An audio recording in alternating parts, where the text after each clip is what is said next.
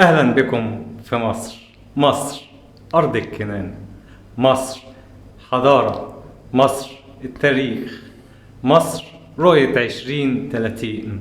مصر تنطلق بقوة في التطور، في الصناعة، في الزراعة، في الاستثمار، في التصدير.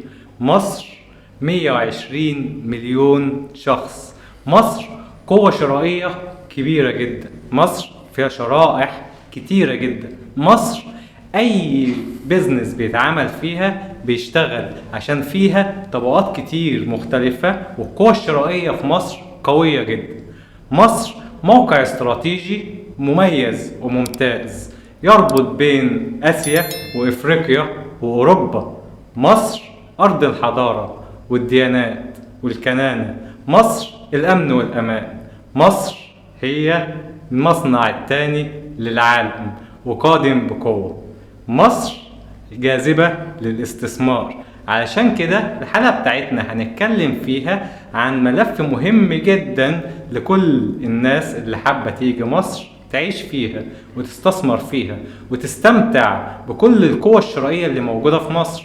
مصر فيها العلماء وفيها الخبراء. مصر فيها قوة عاملة قوية جدا، مهنيين وفنيين على أعلى مستوى. مصر فيها شباب تقدر 50% من طاقة مصر شباب قادرة على العمل. مصر فيها الأراضي الزراعية، فيها الأراضي الشاسعة اللي ينفع إن احنا نعمل فيها المصانع وأي فكرة أو استثمار. مصر فيها رجال أعمال. مصر هي الاستثمار في الوقت الحالي. علشان كده لو بتفكر تستثمر في مصر، لو عايز تيجي تعيش في مصر، الحلقة ديت هنتكلم فيها عن كل حاجة انت محتاج تعرفها كشخص مستثمر اجنبي في مصر، سواء عايش في مصر او لسه بتفكر تيجي مصر. هنتكلم عن كل حاجة تخص الاستثمار، تخص الاقامة، تخص العقارات داخل مصر. علشان كده مستضيفين معانا النهاردة المستشار القانوني كريم دياب، مستشار لعدة شركات كبرى وعضو محامين العرب. اهلا وسهلا بيك استاذ كريم، شرفتنا ونورتنا في الحلقة بتاعتنا النهاردة. سعيد والله بلقاء حضرتك الجميل، وبحييك على المقدمة الهائلة دي. اجزت والله فيها وحضرتك وصفت فعلا ان مستقبل مصر كله جاي بإذن الله في الاستثمار ان شاء الله بإذن الله. عشان كده احنا استمتعنا الحلقة اللي فاتت مع حضرتك لما اتكلمنا فيها عن انواع الشركات، وبنكمل الحديث بتاعنا الحلقة ديت عن بقى الاجانب، وبنفتح ملف الاستثمار علشان مصر هي واخده الملف دوت بشكل قوي وشكل جدي، وبتشتغل عليه بشكل قوي الفترة ديت، وبتوفر سبل كتير جدا للمستثمرين علشان تجذب الاستثمار. زائد ان موقعها الجغرافي، العملة بتاعتها، الشعب نفسه الودود المحب اللي بيحب كل شخص بيجي يتعامل في مصر. فاذا ان مصر انا شايف ان هي فيها مميزات كتير جدا جدا جدا عن اي دولة في الوطن العربي او العالم. علشان كده احنا محتاجين ان احنا نتكلم مع بعض ونعرف السادة المشاهدين وبالاخص المستثمرين الاجانب عن ايه هي انواع الشركات اللي تخص الاجانب داخل مصر. فخلينا نبتدي اول سؤال، ايه هي انواع الشركات اللي بتناسب الاجانب داخل مصر؟ وهل في انواع محددة للاجانب مختلفة عن المصريين، ولا انواع الشركات اللي احنا اتكلمنا عليها في الحلقة اللي فاتت هي ديت بتنطبق برضو على الاجانب؟ طيب خليني اقول لحضرتك واوضح للسادة المشاهدين ان الاجنبي زي ما احنا قلنا في الحلقة اللي فاتت انه بيتمتع بمعاملة عادلة زيه زي المستثمر المحلي، فبناء عليه هو متاح له ان هو يستمتع بأي نشاط من أنشطة الشركات اللي احنا اتكلمنا عليها الحلقة اللي فاتت. يعني معنى الكلام ده ان الأجنبي يقدر يعمل شركة شخص واحد أو شركة مسؤولية محدودة، أو يبقى شريك في شركة مساهمة أو شركة توصية أو أي شركة من الشركات اللي احنا اتكلمنا عليهم، سواء شركة أشخاص أو شركة أموال. يعني كده مفيش فرق ما بينه وما بين مصر، هي أنواع الشركات بتنطبق سواء استثماري أجنبي أو سواء شخص مصري. طيب هل هنا يقدر ان هو في نوع احنا اتكلمنا فيه واللي هو المنشأة الفردية، هل يقدر ان هو يأسس منشأة فردية؟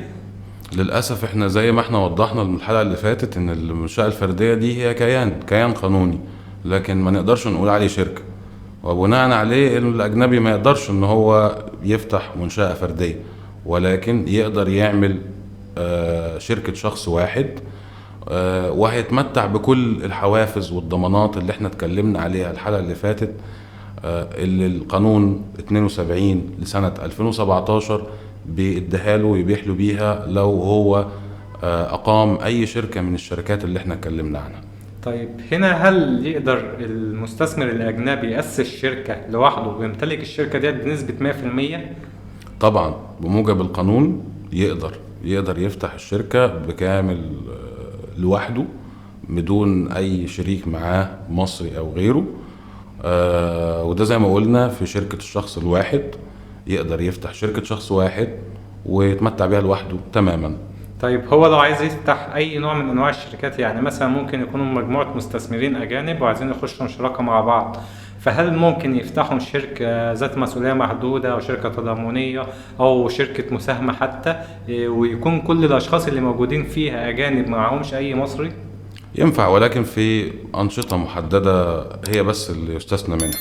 يعني في مجموعة أنشطة معينة ديت ما ينفعش إن هو يخش فيها لوحده. مظبوط، وعلى أهمهم أو على رأسهم شركة الاستيراد والتصدير المفتوح، زي ما احنا اتكلمنا عنها بنبذة صغيرة كده الحلقة اللي فاتت.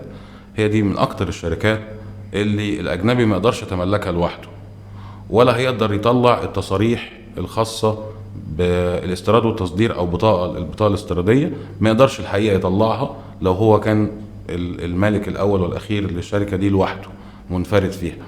الشركة دي تحديدا بتتطلب ان الأجنبي يكون معاه شريك مصري، والشريك المصري ده يمتلك حصة تقدر ب51%. الشريك المصري لازم يكون هو المدير لهذه الشركة. الشريك المصري هو اللي بيقدم على البطاقة الاستيرادية وبتكون باسم الشريك المصري.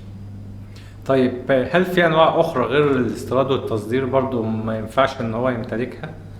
لا، أغلب الأنواع التانية القانون بيبيحها له، ولكن يعني الشركات اللي بتكون حجم استثمارها كبير زي شركات المساهمة، هو مثلا في أنشطة محددة ليه ما يقدرش يكون فيها لوحده، زي مثلا شركات تداول الأموال لازم يكون فيها شركاء مصريين.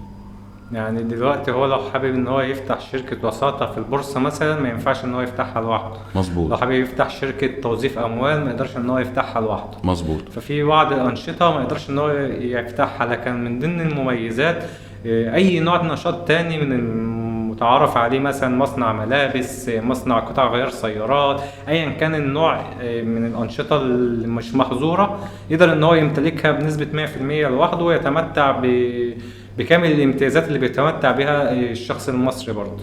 كلام مظبوط. هل في أنشطة معينة محظورة على الأجانب؟ يعني مثلا في دول من دول العربية أو حتى الأجنبية في أنشطة معينة ما ينفعش يشتغل فيها ولا يمتلكها إلا شخص مواطن، فهل برضو ده موجود هنا في مصر؟ يعني في أنشطة معينة تبقى محظورة على المستثمرين؟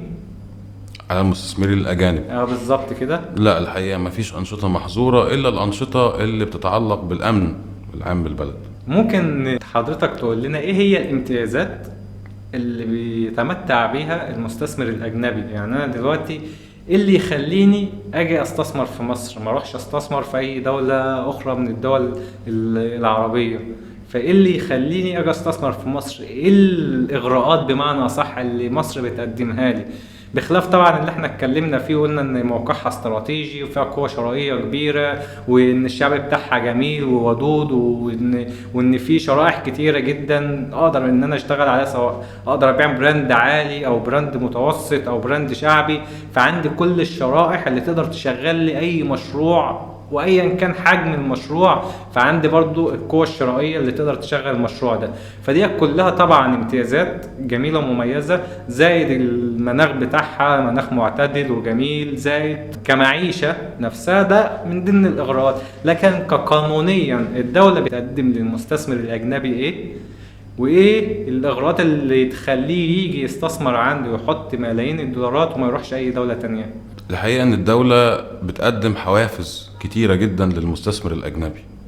زي ما احنا قلنا ان قانون 72 بيبيح للاجنبي امتيازات كتيرة جدا. يعني مثلا الاجنبي ده لو جه عندي هنا مصر واستثمر في مشروع ليه من ضمن الحقوق او الامتيازات اللي هو بيتمتع بيها ان هو يقدر يتملك عقارات على المشروع ده ويتمتع بخصم لهذه العقارات. الخصم ده بيوصل ل50% وبيوصل ل70%، ودي ميزة كبيرة جدا جدا جدا للأجنبي. هيئة الاستثمار بتضع حاجة اسمها خريطة استثمارية. الخريطة الاستثمارية دي الدولة بتحدد فيها المناطق اللي الدولة بتهدف إلى تنمية الاستثمار فيها وبتحفز بيها الأجنبي. هقول لسيادتك كمان من ضمن الحوافز إن الدولة بتديله رخصة، ورخصة واحدة لكل الأنشطة اللي هو بيعملها في مشروعه علشان يسهل عليه الإجراءات ويخليه يقدر يمارس كل الأنواع المتعلقة بالنشاط بتاعه بمنتهى الحرية من غير ما يقيد بإجراءات كتير. جميل جدا. يعني دلوقتي هو ايا كان المجال اللي هو هيفتحه، مثلا هو هيفتح مجال صناعي او زراعي او تجارة او الامور دي كلها، في تسهيلات هنا في الاوراق وفي حوافز الدولة بتديها له من حيث امتلاكه للعقارات عشان يقدر ان هو يأسس وينشئ البيزنس بتاعه ده. ده كلام حقيقي مظبوط. وكمان الدولة عشان تحفز الاجنبي ان هو يستثمر عندنا هنا في مصر اديت له صلاحيات كتير. زي ما احنا قلنا هي بتديله صلاحية الإقامة الاستثمارية طوال مدة مشروعه. بتديله صلاحيات كتيرة من ضمنها زي ما احنا قلنا قبل كده ونوهنا في الحلقة اللي فاتت عن ان هو ممكن يعين أجانب، عاملين أجانب في الشركة بتاعته. فالدولة هنا بتحاول تحمس المستثمر الأجنبي على انه يستثمر هنا بمنتهى الحرية. طيب هل في راس مال محدد يقدر ان هو يشتغل بيه، ولا دوت مش متحدد له راس مال؟ يعني لازم علشان تستثمر في محدد دوت تبتدي بيه، ولا دوت مفتوح عادي زي ما احنا قلنا ان في حد ادنى مثلا ممكن احط 1000 جنيه في شركة الشخص الواحد او في شركة ذات المسؤولية محدودة او الامور ديت كلها؟ ده برضو بينطبق عليه ان هو مفيش راس مال محدد يقدر ان هو يبتدي بيه، ممكن يبتدي باي راس مال؟ جميع الشروط العامة للمستثمر المحلي بتنطبق على المستثمر الأجنبي. أي شروط محطوطة للشركات للمستثمر المحلي من ناحية رأس المال زي ما احنا اتكلمنا عنها في شركات الأشخاص زي ما قلنا في حد أدنى اللي هو 300,000 جنيه، وشركات الأموال زي ما وصفنا على حسب نوع الشركة بيبقى الحد الأدنى بتاعها إيه. يعني زي ما قلنا شركة الشخص الواحد الحد الأدنى بتاعها هو 1000 جنيه. يعني كمان الأجنبي بيقدر يستمتع بنفس الصلاحية ونفس الخاصية، يقدر يفتح شركة شخص واحد ولو ب1000 جنيه حد أدنى. حلو جدا. طيب هل هنا برضو في عملية الضرائب نفس الحسبة بتاعة المستثمر المصري هي نفس الحسبة بتاعة المستثمر الأجنبي؟ يعني هي نفس نسب الضرائب ولا بتختلف إذا كان دوت مصري أو أجنبي؟ مفيش أي اختلاف ما بينهم، بل بالعكس. كمان الدولة من ضمن الحاجات اللي بتحمس بيها المستثمر الأجنبي هو الإعفاءات الضريبية، إعفاءات ضريبية وجمركية على السلع والأدوات اللي هو بيستخدمها في مشروعه بتصل إلى 0%. اتكلمنا عن ان هو يقدر يستمتع بكل انواع الشركات اللي بيستمتع بيها المستثمر المصري. طيب هنا بقى نقطة الإقامة، هل لما بعمل الشركة بقدر من هنا ان انا اخد عليها إقامة استثمارية بشكل فوري، ولا لازم في مدة محددة اخدها في البيزنس بتاعي علشان اقدر اخد الإقامة ديت؟ وهل الإقامة ديت ممكن تكون كام سنة؟ فحابين ان احنا نتكلم عن الإقامة ونوعية الإقامة والمدة الزمنية اللي أقدر أحصل فيها على الإقامة والمدة الزمنية اللي ممكن أخدها لمدة الإقامة. لأن طبعا أنا فتحت بيزنس، فأنا الإقامة ديت مهمة جدا بالنسبة لي علشان أقدر أمارس النشاط بتاعي والبزنس بتاعي. وفي نفس الوقت الإقامة لي وللعمالة الأجنبية، يعني برضه هو يقدر إن هو يعمل إقامة لعمالة أجنبية على المشروع بتاعه. فحابين نتكلم شوية عن موضوع الإقامة دي. قانون حوافز وضمانات الاستثمار اللي احنا موضوعنا الأساسي عنه، واللي بتقام عليه الشركة الأجنبية أو الشركة اللي مالكها أجنبي، بتبيح له طبعا إن هو يقدم على الإقامة الاستثمارية.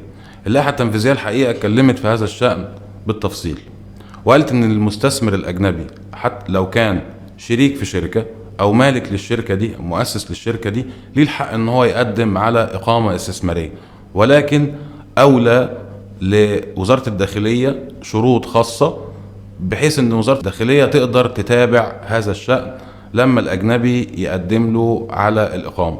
يعني ايه سيادتك؟ يعني من الواقع العملي الاجنبي النهاردة اسس شركة كويس، في هيئة الاستثمار اللي هو اسس فيها الشركة بيتقدم على طلب للحصول على اقامة استثمارية.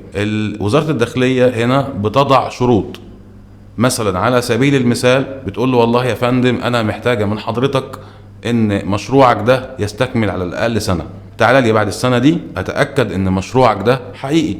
او مثلا تقول له انا محتاج ان انا اطلع معاينة علشان اعاين مشروعك ده في ارض الواقع وشوفوا هل هو موجود فعليا ولا لا. فالمنوط بامر اصدار الاقامة الاستثمارية للاجنبي هو الحقيقة وزارة الداخلية. جميل. طيب هنا انا في حين ان انا اوصل لمدة السنة ديت علشان يتأكد ان البيزنس بتاعي قائم وان البيزنس بتاعي اشتغل وعدي المدة الزمنية عشان اقدر احصل على الاقامة دي، انا حقيم ازاي في البلد عشان امارس النشاط دوت على مدار السنة؟ هقول لسيادتك، هو اولا ده بيتعلق اولا يعني في البداية بنوع الشركة وغرض الشركة ونشاط الشركة. يعني مثلا لو الشركة دي شركة صغيرة جدا ممكن تكون شركة شخص واحد، هو هنا وزارة الداخلية بتحتاج فعلا انها تتأكد من هذا الامر.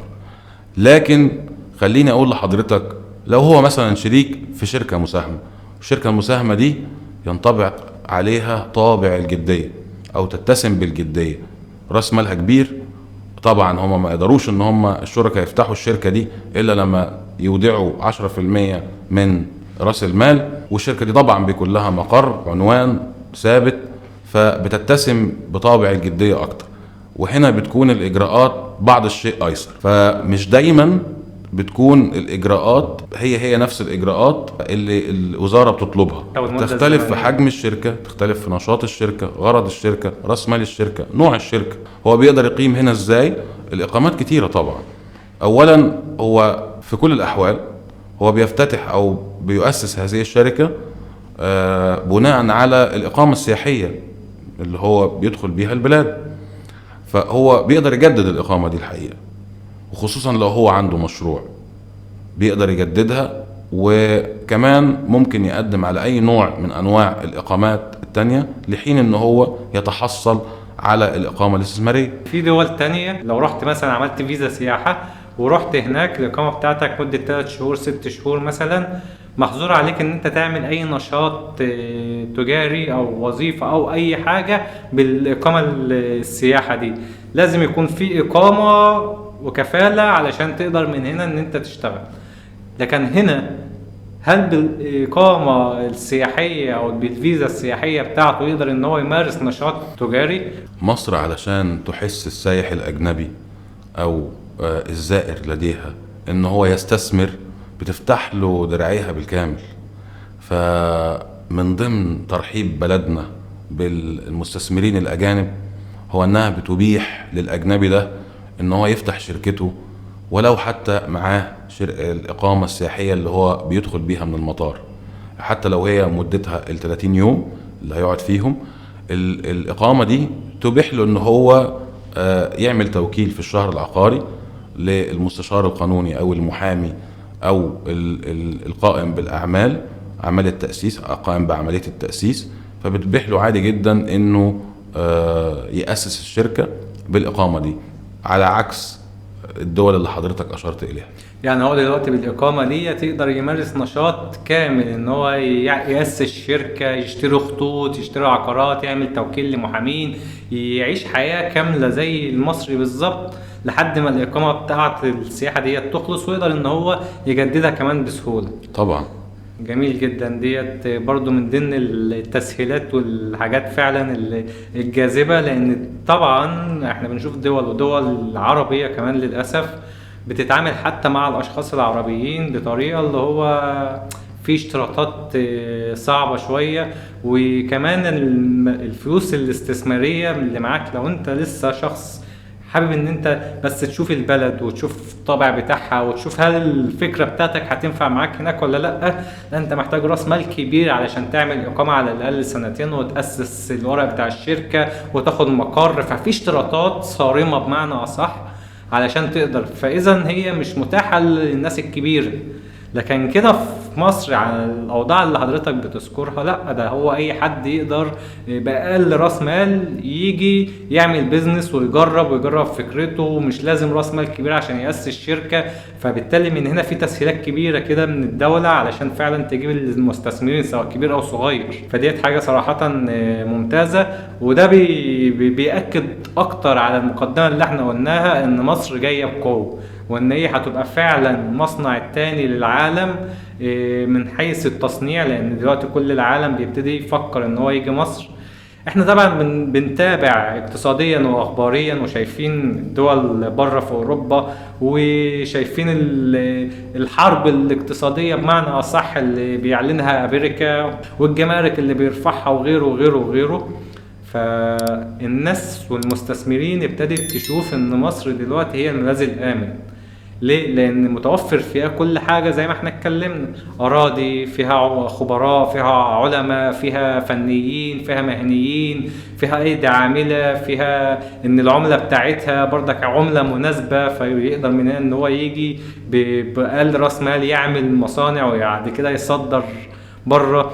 في كمان الدولة بتساعدهم في الاستثمار وبتديهم حوافز للاستثمار، ان الدولة في منطقة جغرافية ماسكة كل الاماكن بمعنى اصح، افريقيا واسيا واوروبا، فهي بمعنى اصح جو بحر بر، فكل حاجة لوجستيكيا اقدر من هنا ان انا اوصل البضاعة بتاعتي بره مصر. عشان كده هي ديت فعلا المصنع التاني للعالم بعد الصين هتبقى مصر الفترة اللي جاية. ودوت من ضمن الحوافز الكبيرة اللي تخلي اي حد وتشجع اي حد ان هو يكون من ضمن الناس اللي سابقه ان هو يجي يعمل استثمار في مصر، عشان لما يحصل الازدهار دوت يكون هو برضه بالمعنى البلدي بتاعنا خد وش التورته بمعنى صح. خليني أكد على كلامك وأكد للسادة المشاهدين وأي حد مهتم بهذا الأمر إن الموضوع ده مش كلام نظري اللي حضرتك بتقوله، ده مش كلام نظري.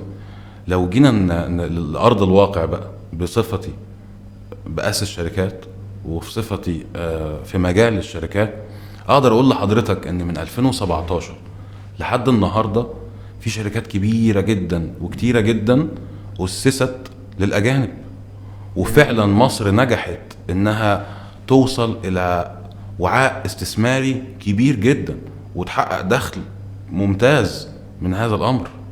مظبوط. وطبعا دوت احنا لمسنا كمان ان في جزئية مهمة جدا جدا جدا لا نغفل عنها، ومن ضمن الحاجات اللي تخلي اي مستثمر يجي مصر ويسعى ان هو يستثمر في مصر، واللي هو الامان.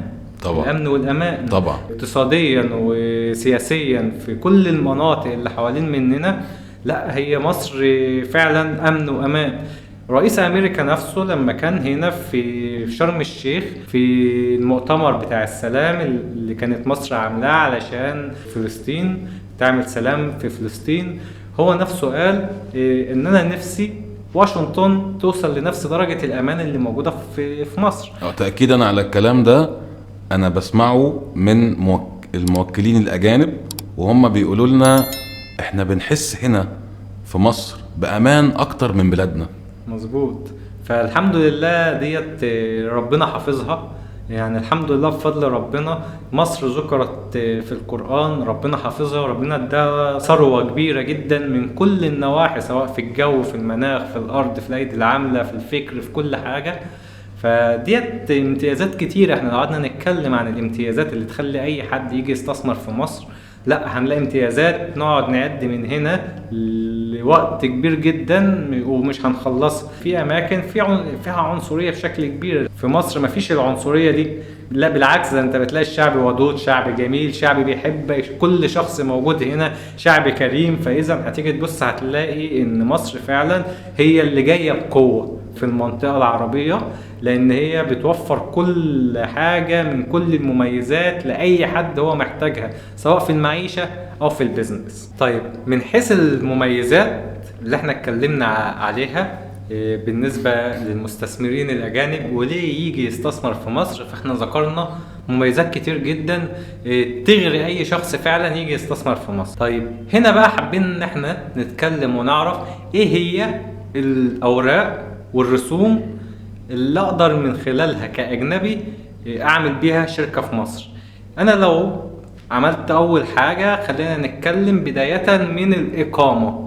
حتى لو إقامة سياحة، أنا دلوقتي في بلدي، في أي بلد أيا كان دلوقتي، وعايز أجي مصر، فإيه هو أول خطوة أعملها علشان أجي مصر أعمل بيزنس؟ يعني حضرتك تقصد الإجراءات الخاصة بتأسيس الأجنبي للشركات الخاصة بيه؟ بالظبط، بداية من الإقامة. يعني أنا دلوقتي هحجز وأجي مصر مثلا زيارة شهر، شهرين، 3 شهور. إيه اللي أعمل حسابي عليه من فلوس، كفلوس عشان افتح بيها شركة، وكأوراق علشان حضرتك اعمل لك توكيل تروح تفتح لي بيها الشركة؟ طيب، هو اول حاجة الاجنبي بيعملها بعد ما بياخد الاقامة السياحية دي، مفترض ان هو بيحدد ايه النشاط اللي هو عايز يعمله، راس المال ده قد ايه، وطبعا عنوان الشركة دي فين، واسم الشركة. دي الحاجات الاساسية اللي اي شركة بتقوم عليها. بعد ما الأجنبي بيحدد الحاجات دي كلها ويحدد لنا مكان الشركة وعنوانها ورأس مالها والغرض منها والأنشطة كلها اللي هيعملها في الشركة دي، المفروض بعد كده إن هو بيدينا معلومات تخص الإقامة بتاعته في بلده، وتخص أرقام التليفونات بتاعته، كيفية التواصل معاه في بلده. ده كله سيادتك بنعمله على نموذج. المفروض ان النموذج ده يسمى بالاستعلام الامني. دي من ضمن الاجراءات الاساسية والاولية في تأسيس الشركة للاجنبي. اول ما الاجنبي بيتخطى العملية دي او الاجراء ده اللي هي الاستعلام الامني، طبعا الاستعلام الامني ده مهمته ايه؟ مهمته هو الحفاظ على بلدنا، ان الاجنبي او المستثمر اللي هيجي لي هنا مصر مفروض ان هو ما يكونش عليه احكام جنائية، مفروض ان هو ما يكونش مطلوب للعدالة او يكون مطلوب لاي قضية او جريمة هو قام بارتكابها. وطبعا بينطبق نفس الشروط دي على المصري كمان المحكوم عليه بجناية او بجريمة مقيدة للحرية ما بيقدرش يستمتع بالصلاحيات دي كلها، ولا يأسس شركة، ولا يتحصل على لفظ التاجر او لقب التاجر. وبناء عليه المفروض ان الاجنبي بينطبق عليه ذات الإجراءات للمصري، وكذلك الأمر للرسوم.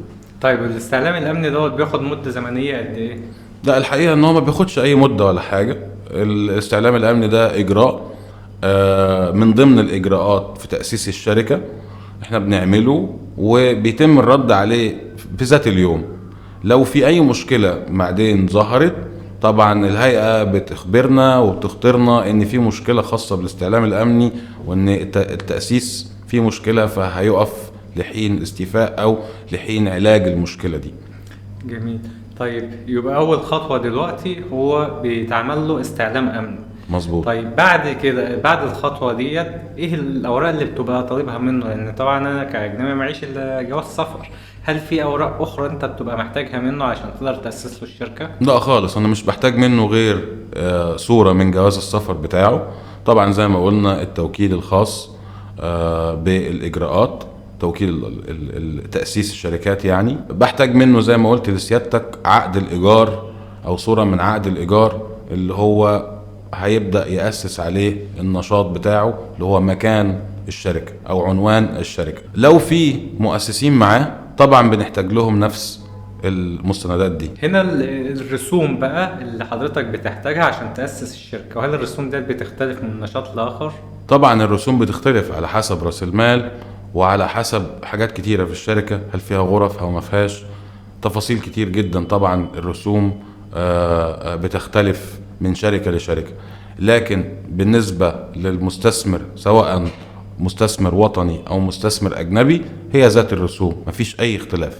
طيب هنا ممكن ندي رينج مثلا للرسوم ديت، وايه الاماكن اللي بنفق فيها الرسوم دي؟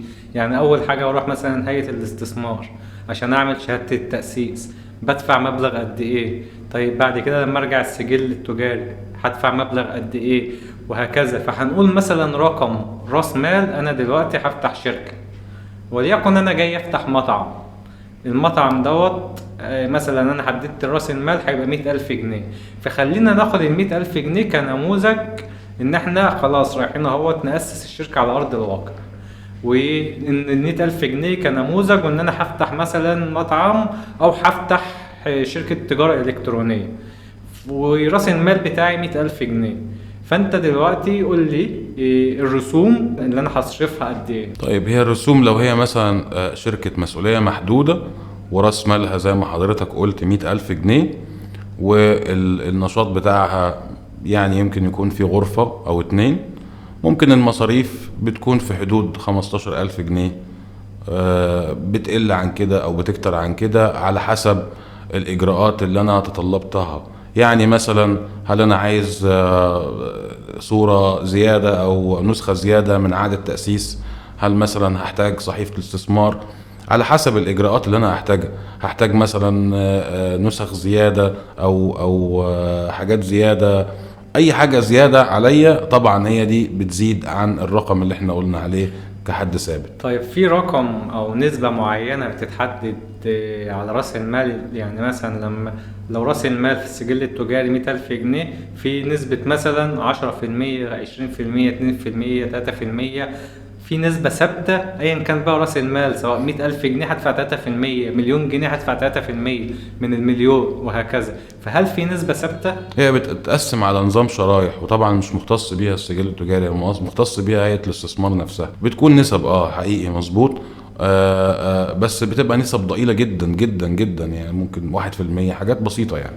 تمام جدا. طيب دلوقتي خلينا نقول الاجراءات اللي حضرتك ذكرتها، ان انا بعمل استعلام امني، بعد كده ببقى محتاج الباسبور، ببقى محتاج التفاصيل بتاعتي في بلد الإقامة الأساسية، العنوان بتاعي وأرقام التليفونات، بتحتاج مني عقد الإيجار بتاع المكان أو اللي أنا هفتح فيه النشاط بتاعي، وبعمل لحضرتك توكيل، وبختار نوع الشركة ونشاط الشركة واسم الشركة، وبعد كده ببتدي من هنا اختار نوع الشركة المناسب ليا، وعلى اساسه حضرتك بتبتدي تعمل لي الشركة دي. مظبوط. وفي حاجتين مهمين جدا في اي شركة عشان بس ما ننساهمش معانا، ودول اهم حاجة طبعا: تعيين مراقب الحسابات وتعيين المستشار القانوني. مفيش شركة يا فندم ينفع انها تؤسس من غير مراقب الحسابات والمستشار القانوني. طيب انا بجيبهم ازاي؟ يعني مثلا دلوقتي بروح اتعاقد مع محاسب قانوني، وبتعاقد طبعا، بعمل توكيل لمستشار قانوني زي حضرتك عشان يأسس لي الشركة.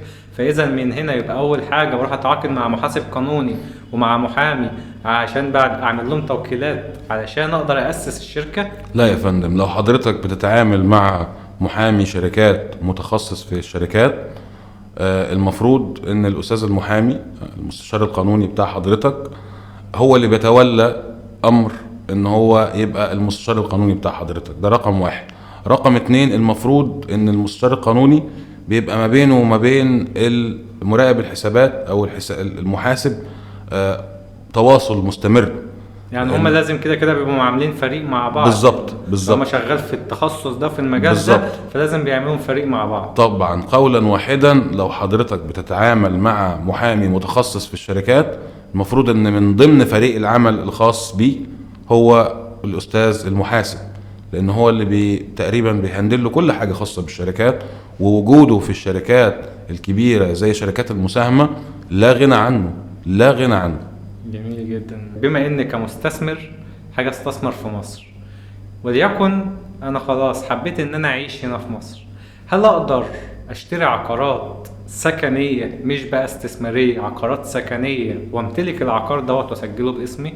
انا خلاص عرفت ان انا دلوقتي الحكومة بتوفر لي وبتديني امتيازات ان انا اقدر اشتري عقارات سواء اراضي او مصانع علشان اعمل عليها المشروع بتاعي. هل بعد كده اقدر ان انا اشتري عقار سكني يبقى خاص بيا كسكن وامتلكه بنسبة 100% واسجله ويبقى بتاعي فوريفر، ويقدر من هنا ان هو يتورث كمان؟ الاجنبي وفقا للقانون المصري ليه الحق طبعا ان هو يمتلك العقارات في مصر، وده حدده قانون.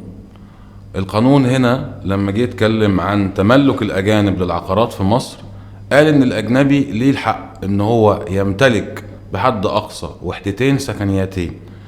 الوحدة السكنية منهم الحد الاقصى لمساحتها لا يتجاوز 4000 متر. لو الاجنبي هنا يا فندم اشترى العقار وحب يسجل العقار ده تسجيل نهائي في الشهر العقاري، تسجيل نهائي يعني عقد مشهر مسجل في الشهر العقاري، لو عدى الأجنبي بكل الإجراءات الخاصة بتسجيل العقار ده وفعلا تم شهره، الأجنبي ما يقدرش يعيد بيع العقار ده إلا بعد 5 سنوات. معنى كده إيه؟ معنى كده إن الأجنبي بيتمتع بنفس الصلاحيات الخاصة بالتملك، هو يقدر يتمتع بأي عقار يقدر يشتريه في أي حتة في مصر إلا الأراضي الزراعية. الأراضي الزراعية الأجنبي ما يقدرش إن هو يتملكها، لكن هو لو هيتملك عقار علشان سكن خاص بيه أو لأسرته أو لذويه، القانون طبعا بيديله الصلاحية للكلام ده، وبيبيح له كمان زي ما قلت لحضرتك ان هو يسجلها تسجيل نهائي وتقول للورثه. طبعا طالما هي سجلت بتقول للورثه، حتى لو ما سجلتش بس ما فيش نزاع بشأنها تقول للورثه في حاله الوفاه لا قدر الله. جميل جدا. طيب هل هنا الإقامة دي سواء الإقامة الاستثمارية أو إن أنا بعد كده أخد إقامة دايما لو أنا اشتريت عقار؟ الحقيقة بالنسبة للإقامة الأجنبي ليه أنواع كتيرة من الإقامات. ليه إقامة لو هو اتجوز، ليه إقامة لو هو معاه مشروع استثماري، ليه إقامة لو هو قعد في مصر هنا فترة طويلة عدت 10 سنوات دون انقطاع. الأجنبي على حسب النوع بتاع الإقامة بتاعته تحدد المدة. يعني مثلا الإقامة الاستثمارية دي زي ما اتكلمنا وقلنا أول إقامة هو بياخدها بتكون سنة، وبعد كده يقدر يجددها 5 سنوات حد أقصى اللي هي مدة المشروع. أغلب المشاريع الاستثمارية مدتها بتكون 25 سنة. لو اتجوز الأجنبي طبعا سواء الراجل الزوج أو الزوجة ليه الحق إن هو يقدم على إقامة بعد مرور 2 من الزواج. طب هتيجي حضرتك تقول لي أنا أتأكد منين إن العلاقة الزوجية دي قائمة؟ الحقيقة ان انا ليا الحق لو انا مثلا النهاردة اتجوزت اجنبية او العكس، اجنبي اتجوز مصرية وحب ان هو يتقدم على الاقامة المدة الطويلة، مفروض ان هو بيتقدم عليها فور تسجيل الزواج ده، وليه كمان الحق ان هو يتمتع بالجنسية.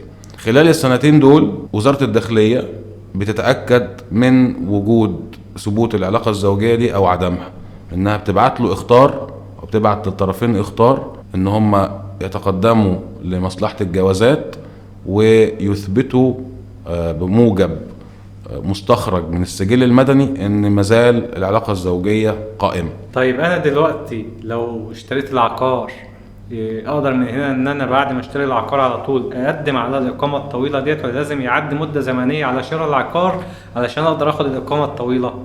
لا، لو هو اشترى العقار والعقار ده اتسجل هنا، شرط التسجيل ده اساسي عشان انا اخد الاقامه. حلو. لو انا سجلت العقار، هو الحقيقه كان في قرارات نازله بتحدد شرايح الاستثمار في العقارات. يعني حددت لنا مثلا على سبيل المثال لو هو اشترى عقار بقيمه 250 ألف دولار بياخد وقت معين، ولو اشترى ب500 ألف بياخد وقت اطول، وهكذا. بس في كل الاحوال التسجيل هنا شرط اساسي. يعني التسجيل كده كده لازم هو اشترى العقار لازم هيسجله طبعا. لازم بقى يعدي مدة زمنية على شراء. يعني مثلا انا اشتريت العقار دوت لازم يعدي سنة او سنتين عشان اقدر اخد اقامة طويلة المدى شوية، ولا بمجرد ما سجلته اقدر على طول تاني يوم اقدم على الاقامة بمجرد الطويلة؟ التسجيل يا فندم، مجرد ما هو اتسجل بيقدر على طول ان هو يقدم الطلب الخاص بالاقامة الطويلة. الاقامة دي في البداية برضو بتاخد نفس الشروط الخاصة بالاستثمار. طب بتاخد مدة زمنية قد ايه الإقامة الطويلة دي؟ زي ما شرحت لحضرتك بتاخد نفس المدة الزمنية، يعني الأول هو بياخدها سنة وبعد كده بياخدها خماسية تمام. وتجدد. طيب أنا حبيت مصر وحبيت جو مصر والمعيشة في مصر والناس وأهل مصر، وقررت إن أنا آجي أعيش في مصر forever. يعني أنا خلاص قررت إن أنا أنقل حياتي كلها ومعيشتي كلها في مصر.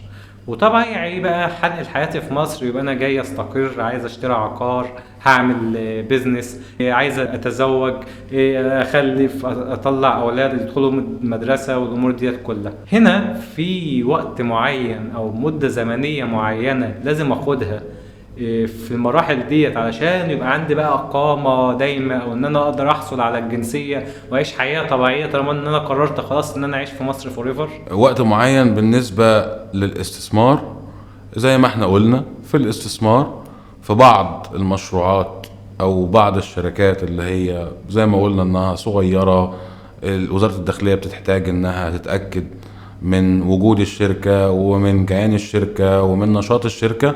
في الحالة دي زي ما احنا قلنا بيكون الحد الأدنى هو السنة، وبعد كده بقدر ان انا اقدم على الإقامة الاستثمارية. طيب مشروعي كبير وعندي شركة مساهمة مثلا او شركة كبيرة، لا انا في الحالة دي على طول بتقدم الى الجوازات، إدارة الجوازات، وبيتفحص الطلب بتاعي وممكن يتوافق عليه فعلا لو انا مشروعي يعني مشروع جاد ومشروع حقيقي وليه وجود على ارض الواقع زي ما اتكلمنا. طيب بالنسبة بقى لموضوع الجواز، هل انا ينفع ان انا اطلع اقامة ليا بعد ما انا اتجوز بمصري واسجل جوازي بمصري؟ طبعا القانون هنا بيديني الحق ان انا اخد الجنسية المصرية بالجواز.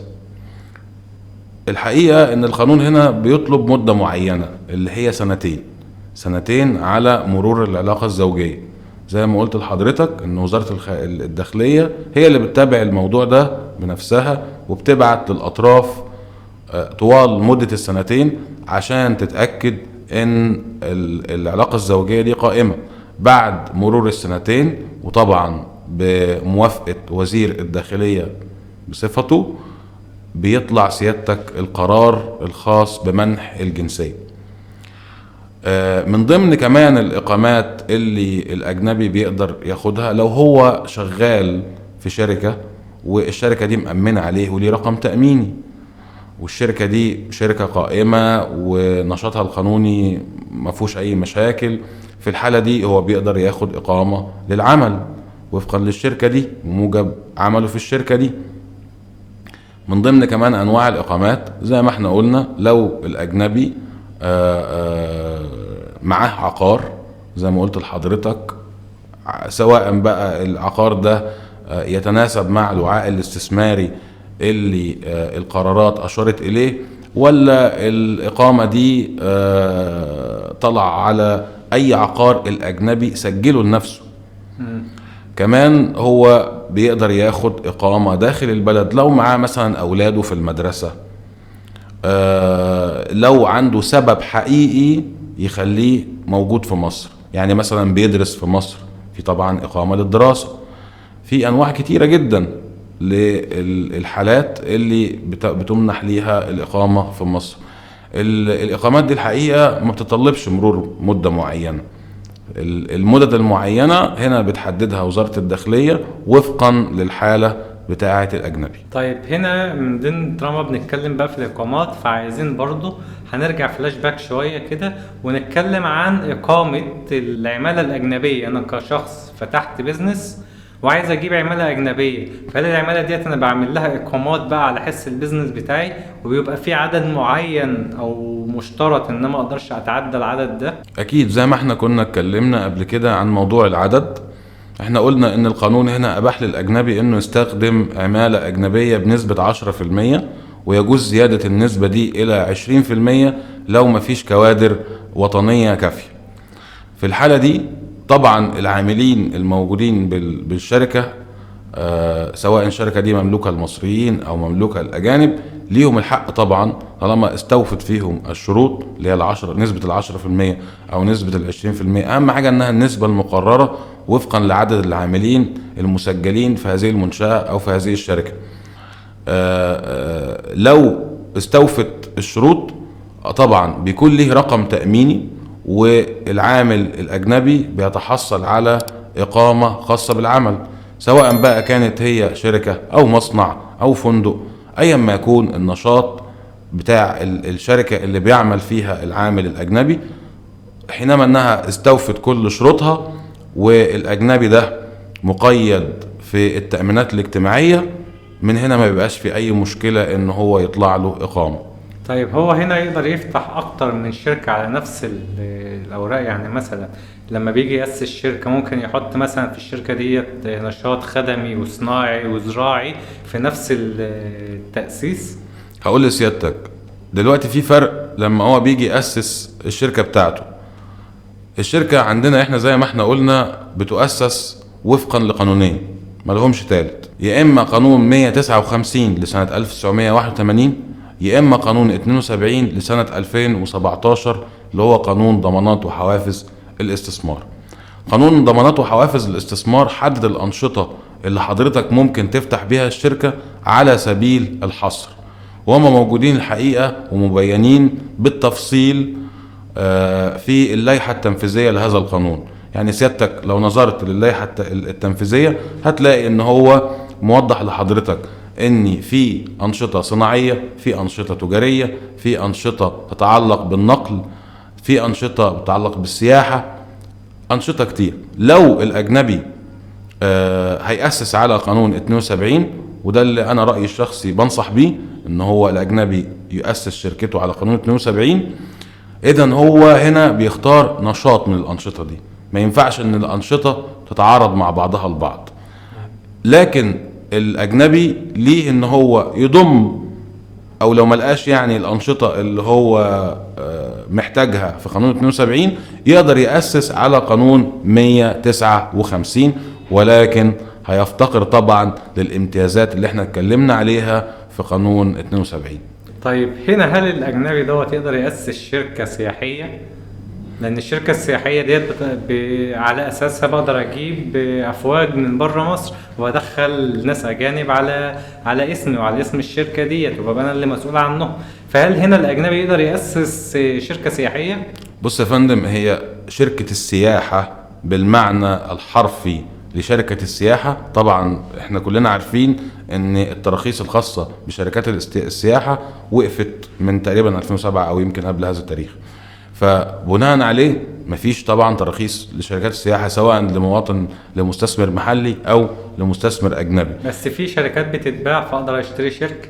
قصد حضرتك فروع او ما شابه؟ لا، دي في شركة سياحة ألف مثلا اللي هي بتقدر ان هي بيبيع فرع يا فندم، ما يقدرش يبيع الشركة نفسها، بيبيع فرع من الشركة، بيعمل فرع، ما يقدرش يشتري الشركة لا نفسها. لا صعب جدا ان شركة سياحة تبيع شركتها، ده ما بتحصلش في الواقع العملي، ما بتحصلش.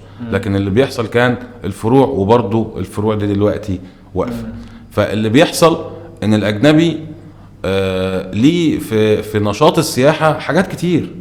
يعني مثلا إقامة الفنادق والموتيلات ومراسي العائمة، أنشطة كتير. هي بتبقى زي ما قلت لحضرتك بتبقى باكج كده، بيختار الباكج ده، ممكن يختار منه الإدارة والتسويق السياحي، ودي من أهم الشركات على فكرة. الشركة دي بالذات ليها طابع خاص، احنا أسسناها كتير جدا جدا هنا في البحر الأحمر لأنها شركة متداولة. بس الشركة دي غير كل شركات السياحة أو الشركات اللي في قطاع السياحة. الشركة دي سيادتك بتتطلب من الأجنبي إنه رأس ماله في الشركة دي مثلا على سبيل المثال ما يقلش عن 2 مليون جنيه. بتتطلب منه إن اللي هيعمل، لو هو مثلا الأجنبي اللي فاتح الشركة دي، بتتطلب منه إن المدير اللي يعين عنده يكون مدير عنده خبرة ما تقلش عن 5 سنين، وإنه يكون طبعا مصري. طب لو هو أجنبي وهو اللي يكون عايز يكون يبقى المدير، لازم يكون معاه شهادات الخبرة اللي تكفي لهذا الغرض. لكن لو هو ما عندوش خبرة كافية ومعاه الشهادات الخاصة بإدارة الفنادق والتسويق ليها، في الحالة دي للأسف مش هينفع يبقى مدير. دي من ضمن الشركات اللي الأجنبي بيقدر إن هو يفتحها في نشاط السياحة أو يأسسها في نشاط السياحة. في شركات تانية كتير في قطاع السياحة زي ما قلنا، بعيدا عن الإدارة، في مثلا الشركات الخاصة بالتسويق، التسويق السياحي عامة، بيسوق للفنادق نفسها ويسوق للرحلات نفسها، زائد مثلا الأنشطة السياحية، الأنشطة السياحية الترفيهية أو الخدمية، كل دي أنشطة يصرح ليها للأجنبي لو استوفت شروطها. طب احنا عامة ممكن تكون حضرتك مشكورا افدتنا بخبرتك الواسعة ديت وبطريقة سلسة وجميلة، وقلت لنا على كل حاجة تخص اي مستثمر اجنبي سواء صغير او كبير عايز يجي يعمل شركة هنا في مصر. بس طبعا احنا اتكلمنا في كل دوت عن الجوانب الايجابية. مفيش حاجة صح بنسبة 100% ومفيش حاجة سالكة بنسبة 100%، فأكيد بيحصل في النص كده شوية عقبات وشوية تحديات. فخلينا احنا اتكلمنا دلوقتي عن الجانب الجميل والفل والايجابيات، عايزين برضو بحيث ان الشخص اللي جاي يبقى عارف ومستعد ايه هي العقبات اللي ممكن يواجهها او ايه هي التحديات اللي ممكن يواجهها لما يجي يأسس شركة، ايه العقبات اللي بيواجهها في تأسيس الشركة او في عمل اقامة او في الزواج او الامور ديت كلها. فخلينا نتكلم عن بعض المشاكل اللي حضرتك لمستها فعليا مع الموكلين بتوعك. والله يعني الموضوع ده واسع قوي، في عقبات كتير بتقابل الأجانب، خصوصا مثلا في موضوع الاستثمار. يعني أنا تعرضت لحالات كتيرة من الأجانب بيكون متفق مع شريك، وللأسف الشريك يعني بيوحيله بأعمال كلها يعني هتخليه يثق فيه وتخليه يصدقه ويصدق ان هو فعلا جاد في امر الشراكة، وللأسف بيعقد معاه عقد الشركة وبعدين يفاجأ ان عقد الشركة غير المتفق عليه، وبتحصل طبعا مقابل الكلام ده على اموال كتير او بيسلب اموال كتير من الاجنبي. فهنا انا نصيحتي لكل مستثمر اجنبي ان قبل ما ابدأ استثماري، سواء كانت شركتي دي شركة اشخاص وده الاهم، واحنا متفقين ان حتى لو هو مستثمر محلي زي ما اتفقنا ان انا ما ينفعش اعمل شركة اشخاص الا مع شريك انا واثق فيه اكتر من نفسي، عارف ان الشريك ده عمره في حياته ما هيتخلى عني ولا يغدر بيا ولا يسبب لي اي مشاكل كبيرة يعني في شركتي. فاحنا دايما بننصح ان ما نعملش شركة الاشخاص سواء بقى التضامن او التوصية البسيطة الا لما يكون الشريك اللي معايا ده انا واثق فيه جدا. الكلام ده برضو ينطبق على الاجنبي، ما تلجأش يا فندم لشركة اشخاص في بداية الامر، خاصة لو حضرتك مش محترف في السوق المالي وسوق الشركات بوجه عام. لو دي اول مرة ليك وهتستثمر، يستحسن انك تعمل شركة شخص واحد. القانون هنا يا فندم بيديني نفس الصلاحيات في شركة المسؤولية المحدودة لشركة الشخص الواحد، يبقى ما فيش اي داعي ان انا ادخل نفسي مع شريك الا لو نشاطي بيتطلب ان انا يبقى معايا شريك مصري زي ما اتفقنا مثلا في احدى الشركات اللي بتتطلب وجود مصري معايا وبنسبة كمان اكبر.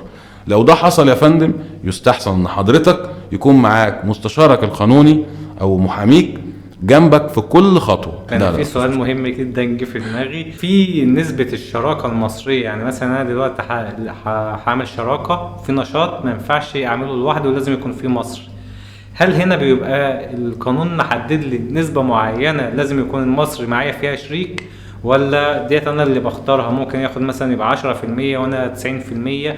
هل النسبة ديت بتبقى محددة من الجانب القانوني ولا ديت احنا اللي بنختارها كشراكة؟ الجانب القانوني بتطلب مني ان النسبة ما تقلش عن 51% في حالة وجود المصري، اكتر من كده لا يفضل ولا ينصح به، والقانون ما بيشرطش عليه ابدا. طيب هنا في سؤال تاني. اتفضل. انا ممكن اكون مثلا عايز اعمل شركة وما معيش شريك او مش لاقي شريك، تمام، والنشاط دوت مضطرين ان انا ادخل شريك مصري، فهنا هروح رايح جايب حد مصري يخش معايا شريك في الشركة ديت، بس هو مش شريك معايا وهيبقى من الباطن هو عامل لي مثلا مبايعة بالنسبة بتاعته دي، لكن هو بس بالنسبة كورق سوري في معايا في الشركة ديت، وهياخد مثلا ايه فلوس مقابل ان هو إيه هيبقى اسمه موجود معايا في الشركة.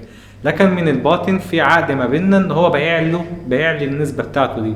هل هنا دوت يصح، ولا ممكن هنا يحصل فيه مشكلة قانونيا، او هنا ممكن يحصل مشكلة اصلا ان الشريك دوت بعد كده يجي يعمل مماطلة وما يرضاش يبيع له؟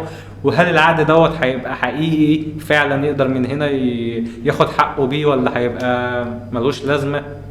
طيب، هو اللي حضرتك بتقول عليه ده لو ده حصل فده في الحقيقة هو ده تحايل على القانون.